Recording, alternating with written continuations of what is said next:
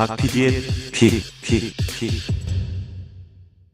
윤석열 대통령이 지난 23일 26조 원 규모의 반도체 산업 종합 지원 방안을 논의하면서 정부의 지원책이 살짝 베일을 벗었더라고요. 그러니까요. 산업은행에서 빌려주는 17조 플러스 R&D 투자 많이 하는 기업은 세액공제를 더 많이 해주겠다라는 게 핵심입니다. R&D 관련 예산을 무자비하게 날릴 때는 언제고 이제 와서 R&D 투자 많이 하라 이렇게 또 장려를 하더라고요. 그러니까요. 예타도 면제해준다고 하고요. 경불진에서 늘 강조하지만 돈을 꿔주거나 세금을 줄여주는 이런 간접 지원은 큰 도움이 안 되잖아요. 의대보다 공대를 선호하게 하는 생태계 구축이 핵심인데 아직도 옛날 아재들이 하던 그런 정책만 쏟아내고 있습니다. 그렇죠. 근데 돈보다 더 중요한 게 있잖아요. 맞아요.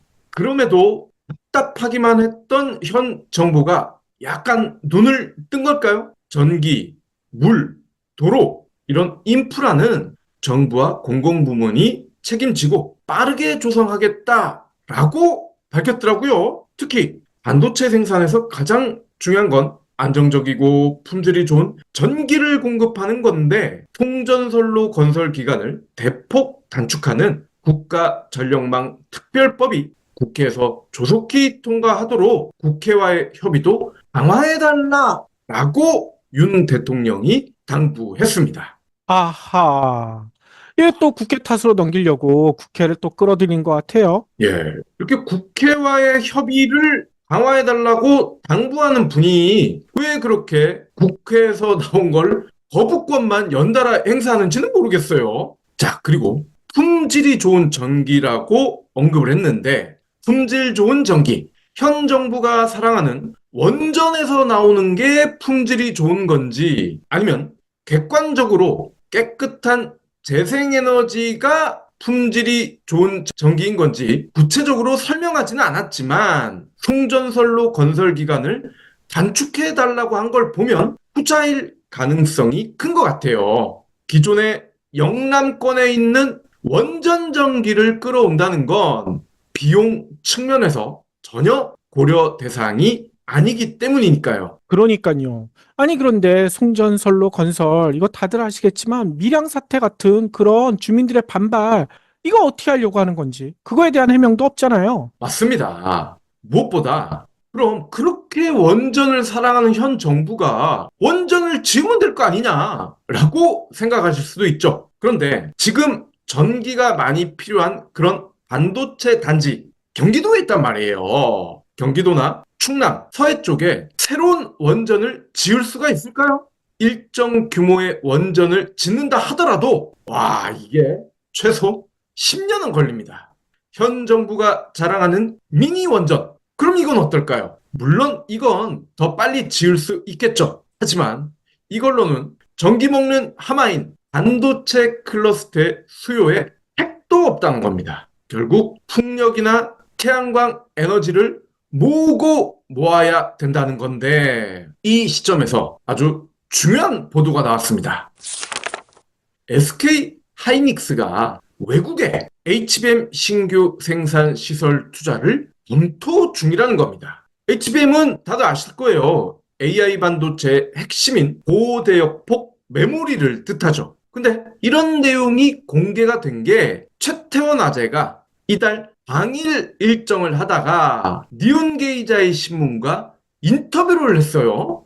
최태원 아재가 이런 얘기를 했습니다. 최근 AI 수요가 늘면서 HBM 수요도 동반 상승하고 있다. 그런데 한국 내 증산도 필요하지만 추가 투자가 필요한 경우 일본이나 미국에서도 생산이 가능한지 계속 조사 중이지롱? 이게 뭔 얘기일까요? 현재 생산 시설만으로는 폭발하고 있는 HBM 수요에 적절히 대응하기가 어렵다라는 겁니다. 그러니까요. 현 정부 하는 꼴을 보면 더 이상 공장 증설 불가능하다. 벌써 판단했다라고 볼 수밖에 없다는 거죠. 맞습니다. 더욱이 HBM은 웨이퍼 다이 사이즈가 동일 용량의 D램보다 2배나 크다고 합니다. 웨이퍼 투입을 늘리더라도 완제품 생산 증가율은 D램 대비 제한적이라는 거죠. 즉, 더 많은 캐파가 필요하다는 거고, 중장기적으로도 HBM 고객사를 꾸준히 확보할 수 있다. 뭐 이런 자신감도 어느 정도 가미가 됐을 겁니다. 여기서 방금 이 PD님이 말씀하신 최태원 아재의 속내를 읽을 수가 있을 겁니다. 한국 정부만 믿고 있다가 망하기 딱 좋다, 이런 판단을 내렸을 겁니다. 최태원 아재가 현 정부 바라보다 망하기 딱 좋다 이렇게 대놓고 말해주면 참 시원할 텐데, 이 양반도 앞으로 계속 사업을 해야 되기 때문에 그렇게 대놓고 말할 수는 없었겠죠. HBM에 먼저 진출해서 성공했고, 처음으로 삼성전자를 앞선 SK 하이닉스가 전기가 모자라서 제품을 제때 만들지 못하는 불상사가 생긴다. 이거 참 끔찍할 겁니다. 현재 생산 시설만으로는 어쩌고 하는 이 대목, 그저 현 정부 듣기 좋게 얘기해 줄 그런 핑계일 가능성이 크다는 겁니다. 다른 나라의 공장을 지어서 그들이 전기를 이용해야만 엔비디아의 니즈를 충족시킬 수 있다. 이게 최태원 아재 인터뷰의 핵심이라는 겁니다. 그러니까요. 아니, 더군다나 현 정부가 그렇게 강조하고 있는 윤석열 대통령도 몇 차례 얘기했던 용인 반도체 클러스터. 여기에 SK 하이닉스 관련된 이야기가 별로 안 나오더라고요. 그럴 이유가 있죠. 원래 하이닉스가 현 정부가 그렇게 자랑하는 용인 반도체 클러스터에 2022년부터 합류하려고 했어요. 즉, 건설을 시작하려고 했다는 겁니다. 그런데 이게 웬일입니까? 용수 공급 인허가를 비롯해서 지역의 민원, 토지 보상, 여러 이슈에 발목을 잡혔습니다. 계속 건설 일정 미뤄지겠죠? 내년에 착공한다 해도 당초 계획보다 3년이 늦어집니다. 그러니까요. 언론들은 지역 민원이다, 토지 보상 때문이다, 이런 핑계를 대고 있지만 실제 이유는 그게 아니잖아요. 맞습니다. 더 큰 이슈이자 핵심이 바로 전기라는 겁니다. 전기. 도대체 전기가 뭐 그렇게 말이 많을까라고 하실 수 있는데요. 용인 반도체 클러스터에 필요한 전력이요, 무려 10기가와트에 육박한다고 합니다. 그럼 10기가와트가 어느 정도냐? 원전 1기 용량이 보통 1기가라고 합니다. 즉, 용인 반도체 클러스터를 돌리려면은 원전이 10개가 있어야 된다는 거예요. 어마어마한 수치 아닙니까? 그런데 앞서 강조했다시피 경기도에 원전 짓는 그런 무식한 놈은 없기 때문에 가장 현실적인 대안은 서해나 남해권에 있는 풍력, 태양광 전기를 일단 충남 태안 변전소로 끌어와서 다시 태안의 변전소에 모아놨던 전기를 용인으로 또 한 번 끌어오는 겁니다. 문제는 태안에서 용인까지가 무려 110km라는 겁니다. 그럼 그래도 이게 뭐 100km든 200km든 일단 만들면 되는 거 아니냐? 그렇죠. 만들면 됩니다. 그런데 돈이 많이 들어간다는 거예요. 수조 원대 송전선로 건설 비용이 발생합니다. 삼성전자가 예전에 평택 캠퍼스 가동을 하기 위해서 송전선망을 지었습니다. 근데 이때 4천억이 들었대요. 그럼 몇 킬로짜리 망이었느냐? 23km입니다. 23km짜리가 4천억. 근데 지금은 110km입니다. 그것도 무려 클러스터예요. 클러스터. 평택 캠퍼스보다 더 많은 전기를 먹는 하마라는 겁니다. 원래 송전선로는 수익자 부담 원칙을 따릅니다. 즉, 이익을 보는 쪽에서 비용을 대야 됩니다. 수조 원대 적자를 보고 있는 한전. 지금 먹고 죽을 돈도 없는 상황이죠. 주말에 등산하셨다고요? 주말에 지역 축제 다녀오셨다고요? 니곽스 베이스워시로 세탁하셔야죠. 면이 아닌 화학섬유는 전용 세제로 빨아야 오염물질이 제대로 제거됩니다. 일반 세제로 세탁하면 잔여 오염물이 남아서 옷장에서 냄새가 날 수 있어요. 평일에도 속옷은 물론 아이들 교복, 체육복이 세탁 바구니에 쌓인다고요? 이런 옷들도 대부분 화학 섬유로 만들어졌습니다. 지금은 니곽스 베이스워시할 시간입니다. 베이스워시는 네이버에서 경불진모를 검색하시면 구매하실 수 있습니다.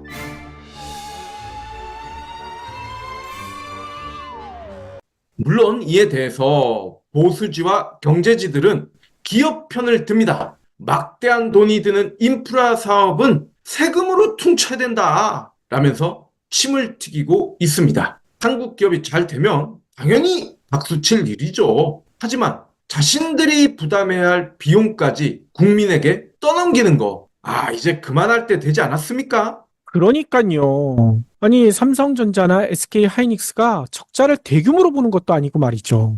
네, 일자리 늘어나고 다 좋아요. 그런데 지금 보자고요. 삼성전자나 하이닉스가 직원들 외에 서민들에게 어떤 위로가 되는지는 잘 모르겠습니다. 힘든 것만 같이 하자고 하고 좋은 건 나중에 지들이 독점을 하고 있는 건 아닌지 진지하게 생각해 봐야 될 겁니다. SK나 삼성도 할 말은 있을 것 같긴 해요. 삼성 같은 경우는 작년에 워낙 큰 적자를 받고 하이닉스도 최근 몇 년은 누적 실적이 좋지 않았습니다. 아이고, 근데 그동안 벌어놓은 돈 엄청나게 쌓여 있잖아요. 이 그렇죠. 사내 유보금 조 단위로 쌓여 있습니다. 그런데 최근에 나빴다고 이 핑계를 대고 있죠. 무엇보다 대통령까지 나서서 몽석을 깔아줬잖아요.